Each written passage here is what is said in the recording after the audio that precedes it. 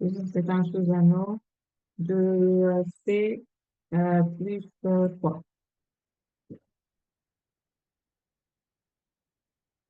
On passe à la définition d'un corps.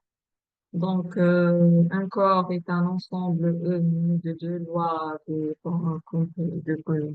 lois de composition interne, une addition, une multiplication qui vérifie E plus fois est un anneau, quel que soit x dans E privé de zéro, x a un inverse x moins un dans E. Si de plus la multiplication est commutative, on dit que E plus fois est un corps commutatif. Donc, si Z plus fois est un corps, qu'est-ce qu'on peut dire? Donc, on a Z plus fois, euh, c'est un, c'est un anneau.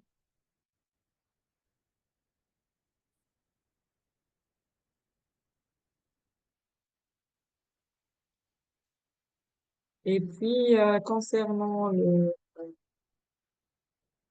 corps, donc on doit tout élément dans E privé de zéro à l'inverse. Donc, ça, ce n'est pas vérifié, puisque pour le fois, donc pour 2 par exemple, un demi n'appartient pas à Z.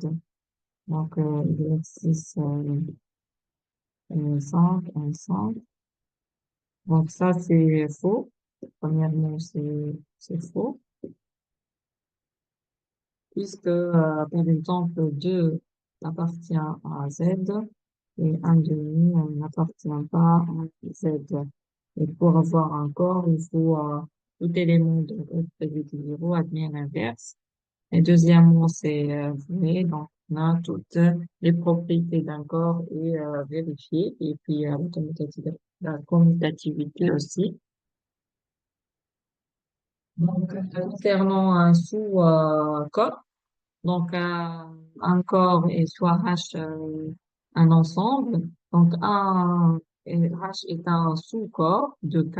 Lorsque H est inclus dans K, A inclus dans H, et quel que soit x, y dans H, x plus y appartient à H, x fois y appartient à H, et moins x appartient à H, et quel que soit x dans H, x moins 1 appartient à H. Si c'est le cas, alors H plus fois est lui-même un corps. Donc, on doit montrer que Q de I aussi est un sous-corps de Z plus fois. Donc, pour cela,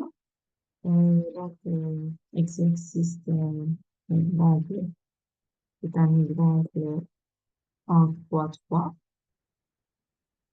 Donc, Q de I, montrant que Q de I est un sous-corps. Donc, Q de I, c'est l'ensemble de A plus B, parce que AB dans Q.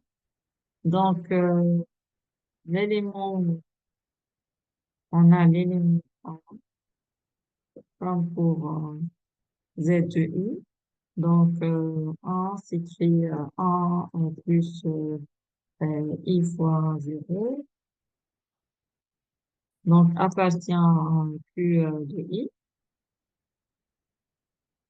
Et puis, concernant X, Y, si X, Y appartient alors X plus Y, c'est de même pour Z de I.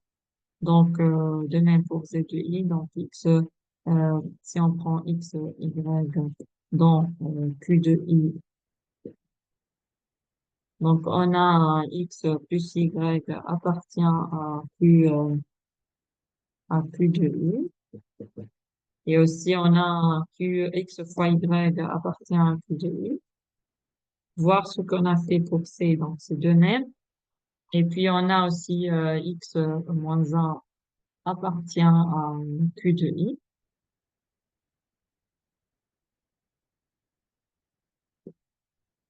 Juste la nouvelle, c'est X moins 1 pour X dans H privé de zéro. Donc, si on prend soit X appartenant à Q de I, en Q de I, privé de zéro. Donc, si on prend ça, donc X écrit X1 plus I X2.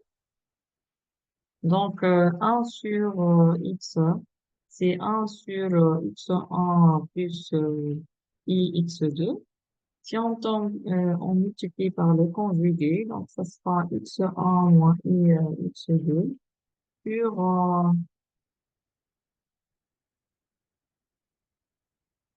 X1 au carré plus X2 au carré.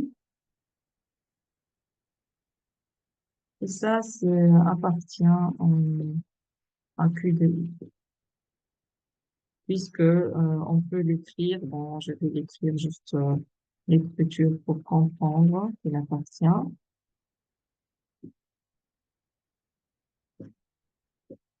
Donc, juste pour comprendre qu'il appartient, donc c'est x1 sur x1 au carré plus x2 au carré, moins i, on peut mettre en plus i fois moins x2 sur x1 au carré plus x2 au carré. Et ça, c'est dans Q. Et ça appartient aussi à Q. Donc, on peut conclure que Q de I est un support.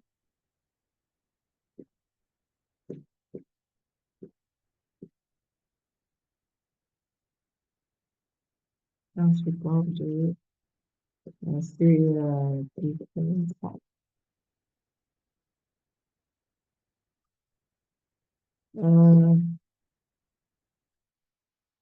passons à l'exercice 1.6.